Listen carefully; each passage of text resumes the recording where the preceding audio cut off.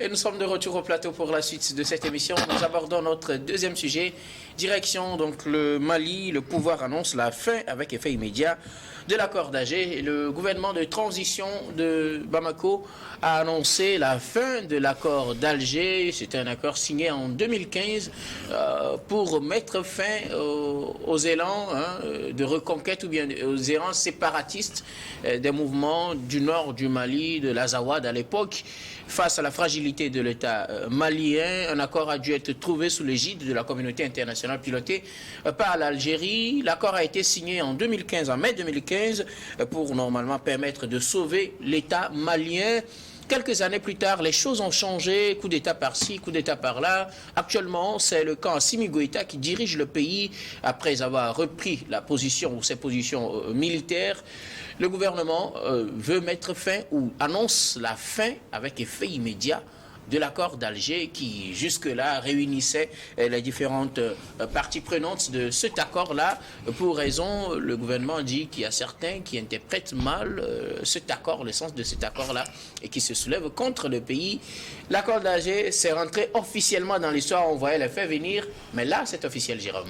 Oui, le gouvernement de Mali accuse l'Algérie d'ingérence, et de faits inamicaux et beaucoup de choses encore.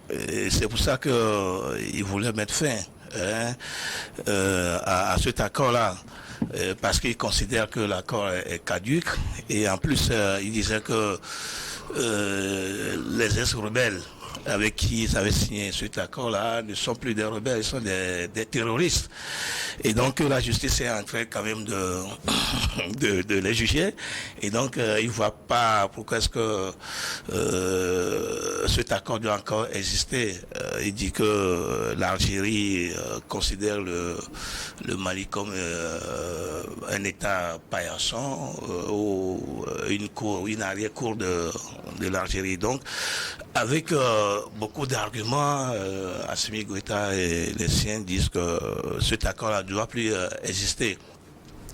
Je ne sais pas comment la suite va être faite, mais de toute façon, si véritablement l'argument est que les rebelles ne sont plus des rebelles, ils sont devenus des terroristes et qui sont en train quand même d'être jugés quelque part parce qu'on a arrêté plusieurs d'entre eux.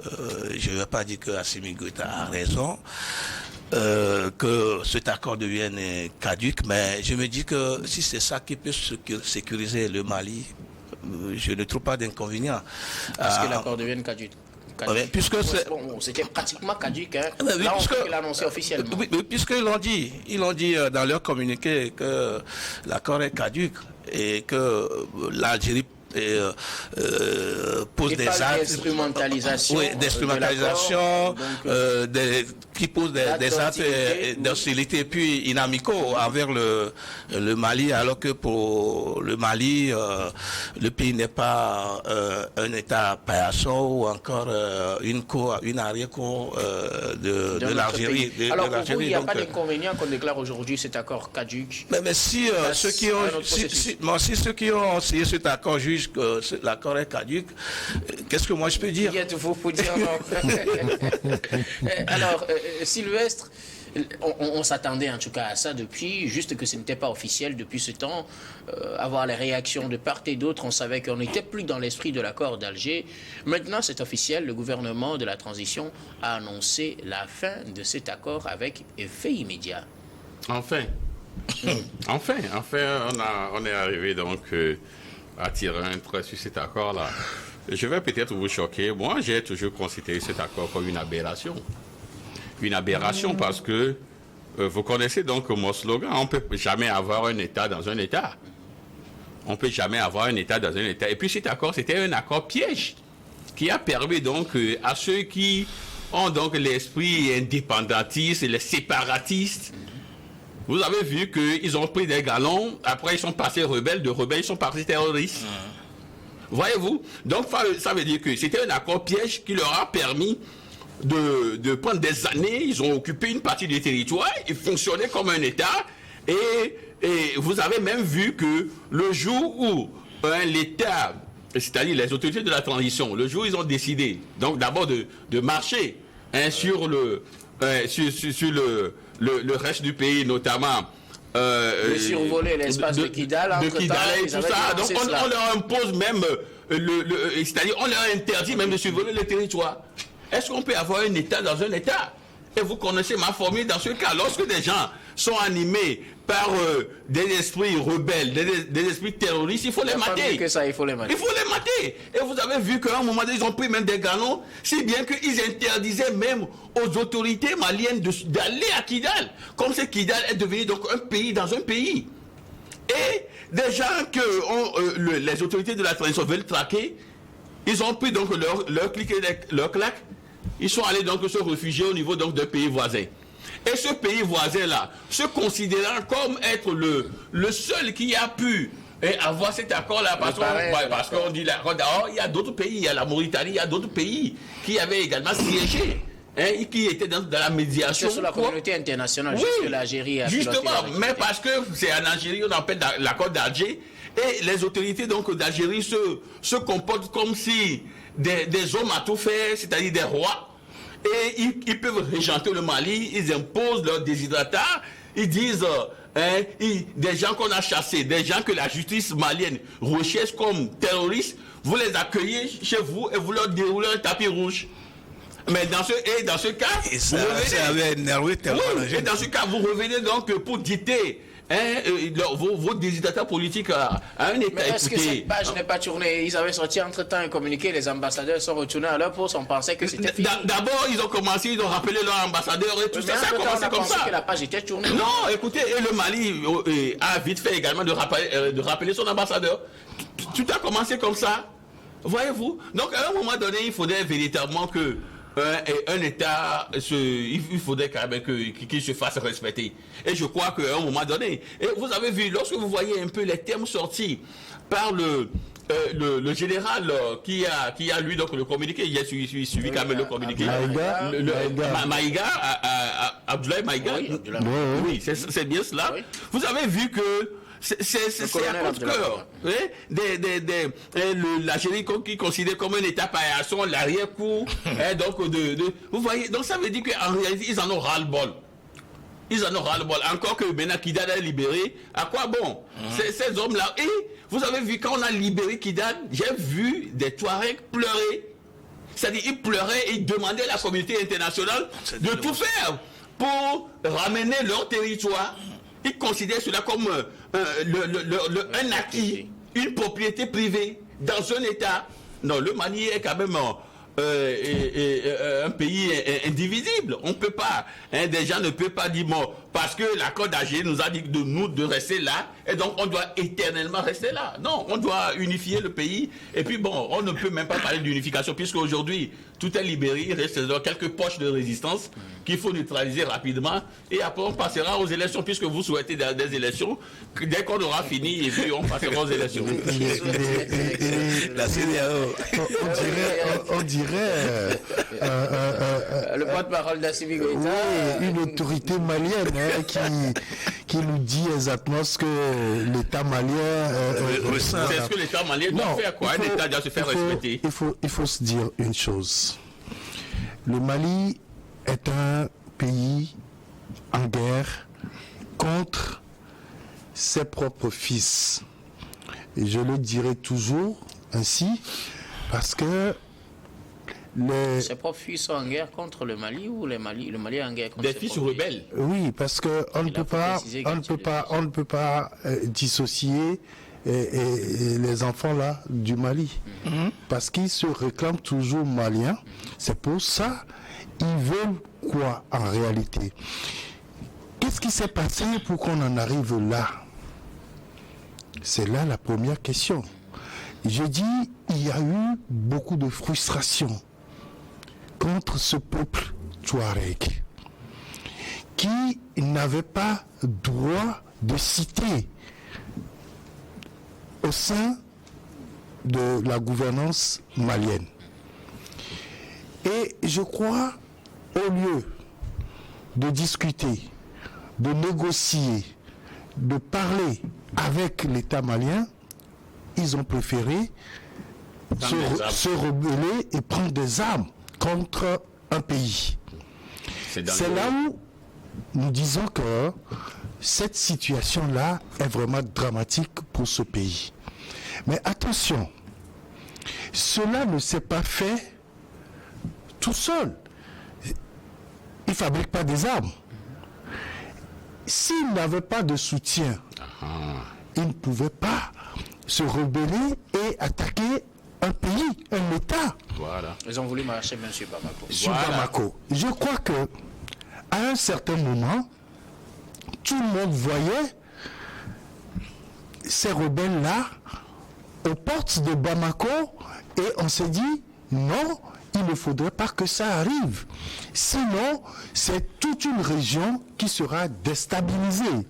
Parce que vous avez les Touaregs en Algérie, au Niger, au Burkina et bien sûr au Mali. Mais si on laissait ces Touaregs-là faire au Mali, c'est que c'est toute la région qui allait s'embraser. En son temps, on ne parlait pas d'Al-Qaïda, on ne parlait pas d'État islamique et tout ça.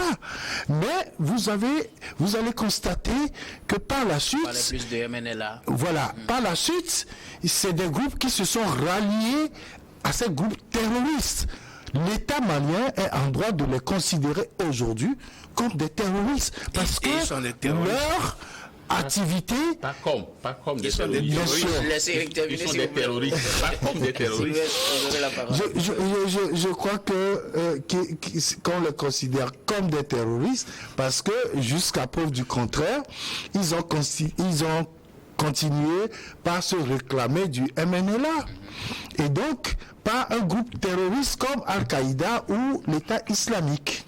Et donc, je continue mon raisonnement en disant que l'accord d'Alger a permis d'abord de bloquer l'avancée de ces rebelles-là, c'est-à-dire leur marche sur Bamako, et aussi a permis d'arrêter certaines exactions de l'État malien qui aussi ripostait, mais ne pouvait pas mettre de distinction entre ce groupe rebelle et les civils. Et donc je crois que ça a permis d'arrêter une guerre en somme. Mais ce que l'État malien aujourd'hui réclame par rapport à cet accord d'Alger, je crois que à un certain moment, quand ces rebelles-là ont commencé par s'allier à des groupes terroristes, il fallait que la communauté internationale intervienne pour dire non, nous avons pensé que c'est des Maliens qui étaient en rébellion contre leur État, mais aujourd'hui, nous luttons tous parce qu'il n'y a aucun pays au monde qui ne lutte contre les terroristes. Et donc, nous avons constaté qu'ils sont devenus des alliés des terroristes et par conséquent des terroristes. Alors, nous devons arrêter cet accord-là et penser à autre chose. C'est ce qu'aurait dû faire la communauté internationale. Malheureusement, on est resté toujours dans la posture de l'accord d'Alger et ça crée d'autres problèmes puisque je prends juste le seul fait que l'État malien remarque que des autorités, enfin sinon des chefs de groupe Touareg aient leur bureau à Alger ou enfin en Algérie. Mais c'est ces gens-là qui luttent ou bien qui sont en guerre contre leur pays. Mais vous ne pouvez pas, un pays limitrophe ne peut pas les garder. Et là, je crois que quelque part, l'État malien est en droit de mettre fin à cet accord-là. Mais est-ce que, ma question, est-ce que l'État malien ouvre les voies à d'autres accords avec voilà, ce qui nous amène à la suite de cette émission. Alors, caducité de l'accord d'Alger, la voie ouverte donc pour le dialogue national annoncé par Assimi Goïta en début d'année, Jérôme.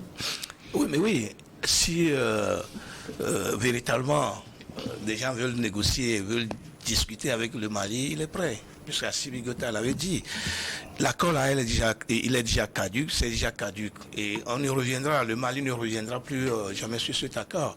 Maintenant, le pays ne peut pas vivre à vase clos. Mais si quelqu'un veut discuter à fond et sérieusement avec le Mali, qu'il vienne, le Mali va discuter. Et puis bon, on va signer des accords assez sérieux. Des accords qui vont garantir la sécurité du pays et d'autres choses.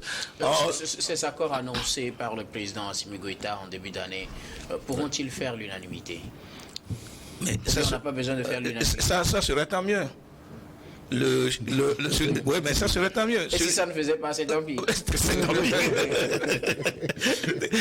Le pays ne va pas rester là-bas. Le pays doit avancer. Le pays est en train d'avancer.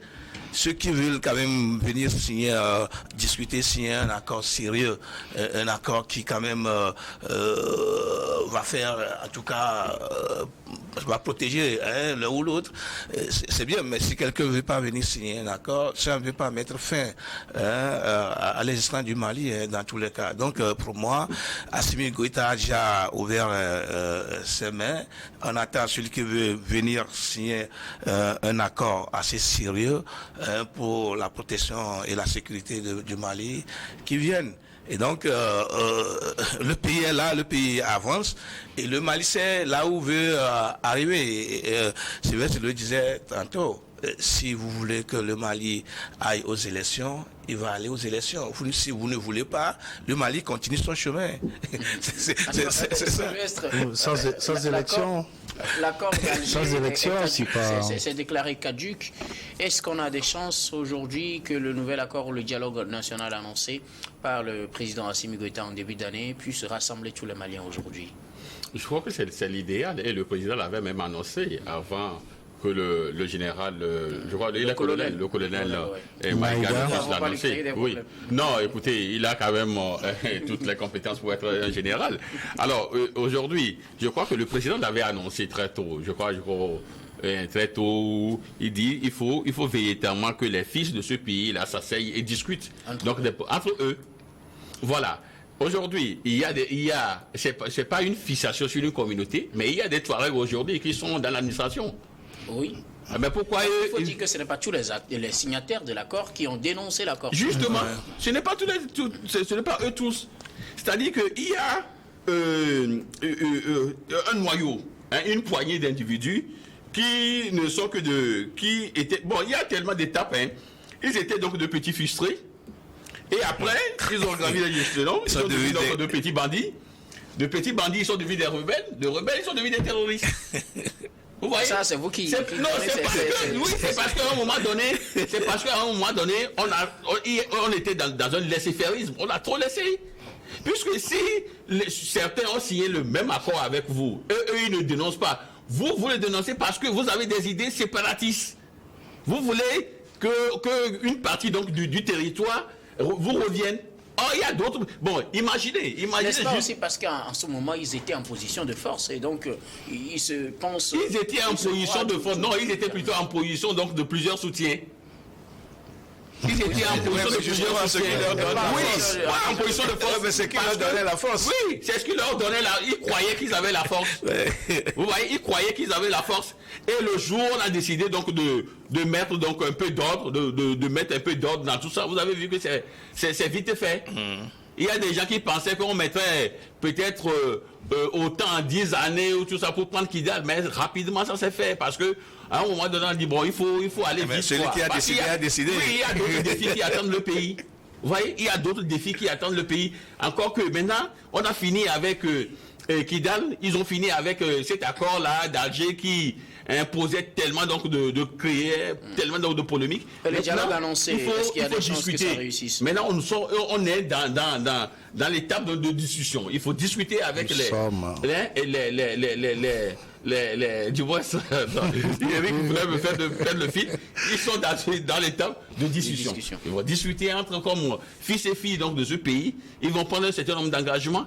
Et qu'ils vont suivre. Maintenant, si certains veulent être rebelles, certains veulent être président, bon, il peut aller faire candidature dans les pays où on les soutient.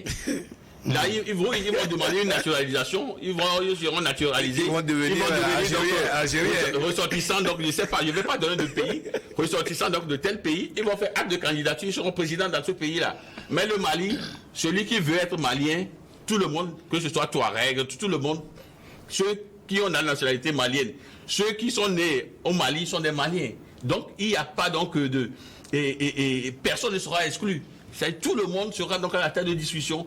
Donc sauf que certains sujets ne seront pas à la table de discussion. Comme quoi par exemple Assimi Goïta l'a dit, des sujets... Oui, avec... des sujets où des gens viendront pour dire que nous on veut prendre telle portion du pays. Ça, je crois qu'il n'y a même pas à discuter là-dessus. Vous venez à la table de discussion, c'est pour discuter donc du développement du pays, c'est pour discuter donc de la progression, c'est pour faire avancer le Mali. Mais ceux qui viendront à la table de discussion pour dire non, nous venons parce que ils n'ont pas leur place. Nous voulons prendre il n'y a même pas discuté. Ils n'ont pas leur place à la table. Mais s'ils veulent prendre les armes, on les mate. On va les mater. Oui, c'est simple. L'accord d'Alger a déclaré caduc. Des chances pour la réussite du dialogue annoncé par le président Assimi Goïta en début de cette année. C'est la question que tout le monde se pose. Mais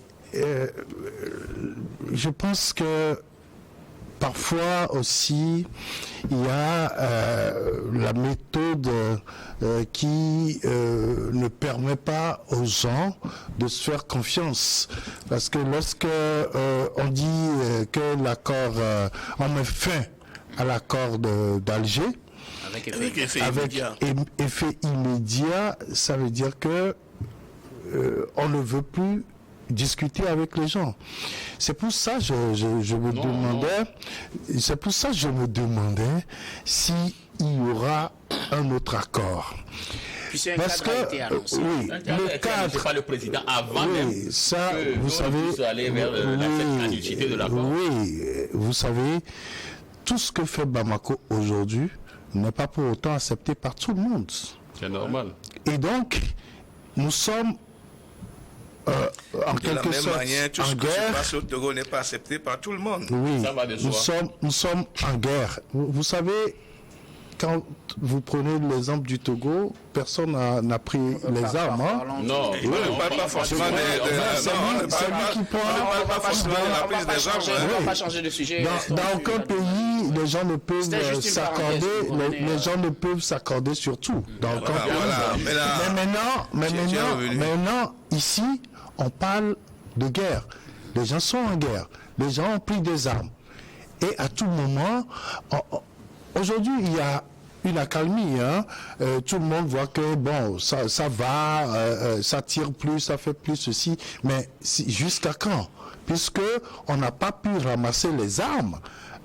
Donc c'est pour ça que je dis, quand on annonce des choses comme ça, et c'est après qu'on dit aux gens venez, discutons, est-ce que ça va marcher?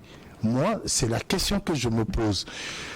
Le souhait, c'est que les Maliens se retrouvent, qu'ils discutent, mais encore que il faut, pour le commun des mortels, aller aux élections pour un retour au pouvoir des civils. Et j'espère que ces discussions, ces sujets feront partie des discussions annoncées par le président Assimi Goïta. Des chances que ce dialogue réussisse avec la caducité déclarée de l'accord d'Alger.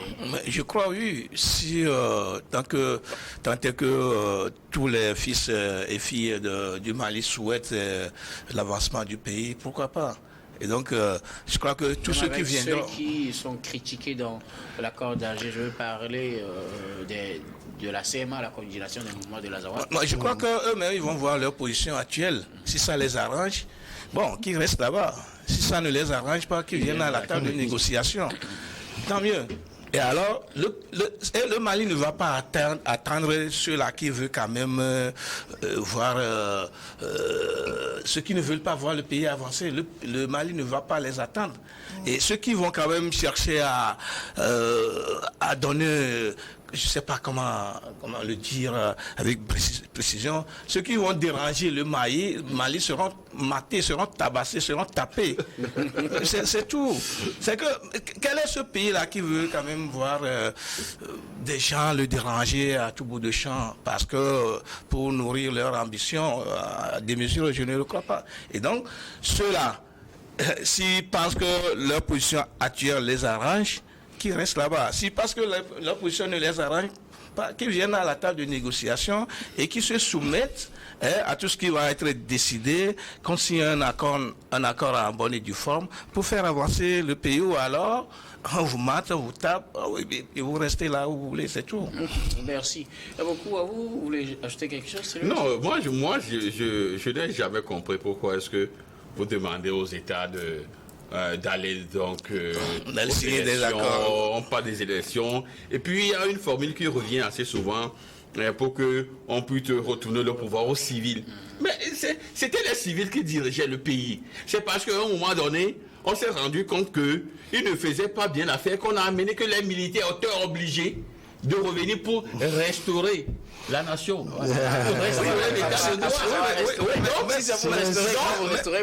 vous donnez le temps, parce que le problème d'Alger, tout à l'heure nous venons donc de parler de l'accord d'Algérie et tout ça, mais il y avait ces problèmes-là. Donc donnez-leur le temps, ils vont essayer donc de trouver